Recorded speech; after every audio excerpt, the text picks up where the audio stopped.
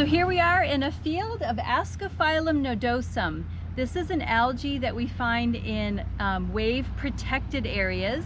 And the reason it survives best in these areas is that the sporelings of this algae that are in the plankton, when they try to find a place to settle, they need a low wave energy area because the sporelings don't have a really strong holdfast yet, and so it's easy for them to be swept out back in the next wave. So you find Ascophyllum nodosum in wave protected areas.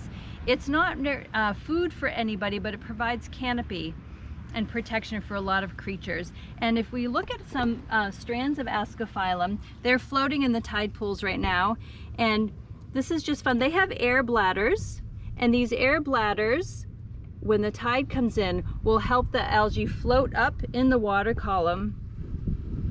These organisms are home. This is where we find the Littorina obtusata, which is that small rounded snail. And sometimes the Littorina obtusata chew holes in these air bladders where they deposit their baby snails for protection.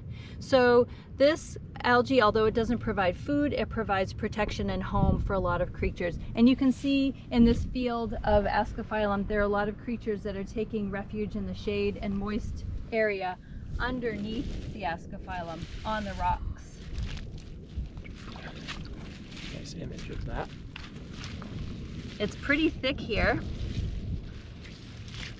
There's our barnacle lair. Barnacles. Often we find crabs if there are cracks in the rocks, and all these little spryzoans and stuff that live. Yeah. Oftentimes we'll find mussels hidden under here just to keep them from being desiccated. Snails. So again, Ascophyllum doesn't provide food, but it provides refuge.